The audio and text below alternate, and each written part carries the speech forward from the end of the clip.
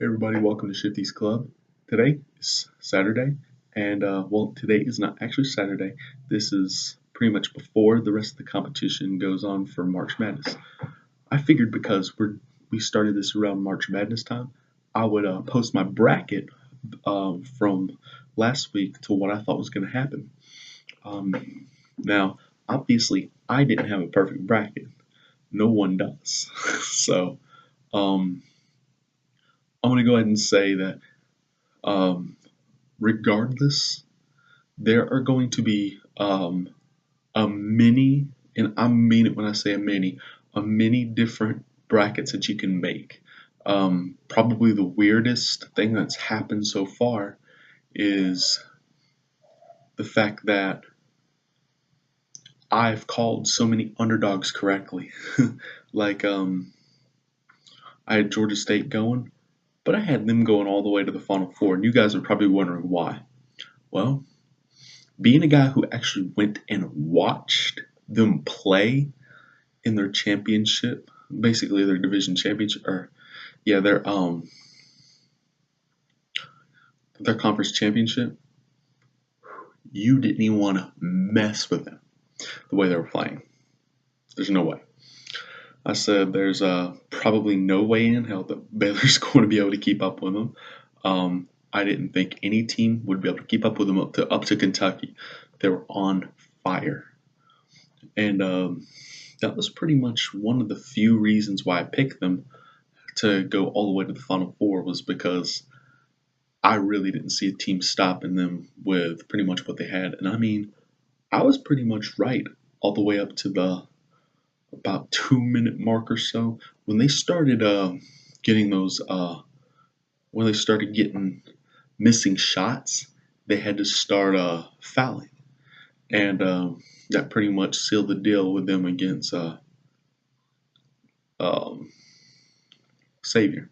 I think it's yeah, and I really didn't even think like teams like Ohio State. Everybody knew that Ohio State was going to be in Indiana. I mean, that's a given. There's no way that Ohio State's going to lose that game. And then they play Arizona. That's a toss up right there. It's basically which team has the best offensive production that day, and it ended up being Arizona. I thought Ohio State could pull it off. Thought they'd pull it off and get beat by Georgia State. So, but I've been wrong before, and obviously this is a good example of it. And I'm going to go ahead and say this: a lot of what we've seen in the championship has been a lot of upset. I mean, take Villanova for example. I picked I picked teams like Northern Iowa to beat Villanova because I know they can't produce like most of your larger teams. Kentucky is a pro team in college. Basically, what they are. I mean, they start the game real slowly. They kind of build your confidence up. And they do this on purpose. On purpose. They will literally make you think they can keep up with. That drives your confidence a little too high. Then they come in and take advantage of it. It's a very solid strategy. I've done it myself. I've told guys, okay, let's let them in this, like Pop Warner football. Guys, let's let them think that they can hang with us. Then, when the second half comes, annihilate them.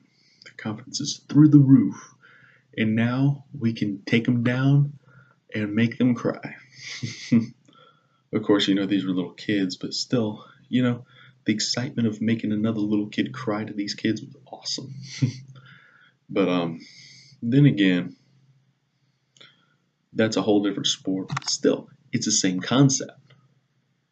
And Kentucky's been doing this all through the season. Some player from West Virginia's been saying that, hey, we're going to come out, we're going to beat Kentucky.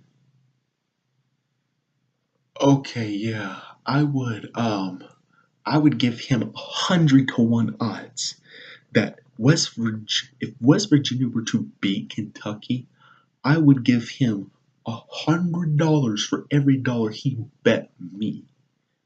Every single dollar. There's no way it's going to happen. There's no way.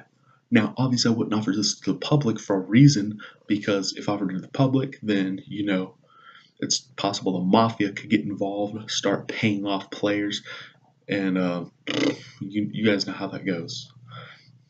But anyway, the mafia usually doesn't want to touch college basketball unless there's a perfect bracket going on. So, but anyway, Kentucky's pretty much a pro team in college, and I don't see them losing, not one game. But then you got teams that showed me wrong completely. Like Georgia got beat by Michigan State, who ended up beating Virginia. I mean, Michigan State is. I did not think that they were a great team. They showed in the regular season, in the conference championship, they showed that they weren't even worthy of being a basketball team. And all of a sudden, here they come out playing just like that. So I really don't understand any of that whatsoever. What I did notice is that you have teams like Dayton and Davidson, who I picked to start running the floor on certain teams, like teams like Duke. Obviously, Duke is a great team, but are they number one? Are they Final Four material? No. Villanova, definitely not. Not even close. And Wisconsin can definitely hang with a couple of teams, but I'm thinking that there's a few teams out there that they can hang with. Sorry guys, I got something in my mouth. The style that Wisconsin plays on their defense is they favor the 1-3-1 zone defense. Now, basically, this is one player at the top of the key, another player in the middle of the paint, kind of guarding the paint, not exactly in the middle, but two players out in the wing and one down low. Basically, what this does here is it keeps the paint, the area really close to the basket, it keeps it guarded. It forces other teams to hit threes or mid-range shots to beat you. And those are usually the least accurate shots that you can take. Usually if you get up to they have the concept and idea that if you get up to the basket, you can make it better than if you were out in the wing shooting a three. And that's the way Wisconsin runs their defensive style. And few teams that absolutely could not hang with would be teams like Kentucky. Obviously, Kentucky's a great team. They have way too much potential.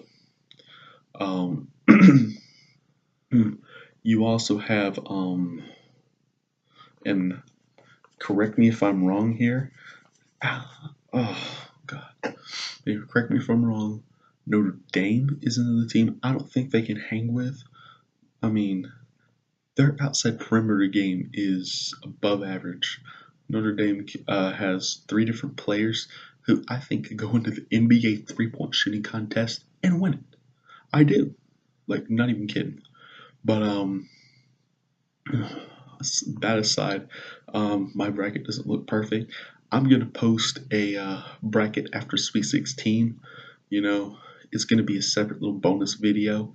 And it's going to show you guys what I think is going to happen based on what has happened so far. Well, guys, that's all I got for today. If you haven't subscribed, make sure to subscribe. Post any comments you have in the comment section down below. And I hope you guys have as much fun as I had. And I'll see you guys next time at Shifty's Club. Stupid kid.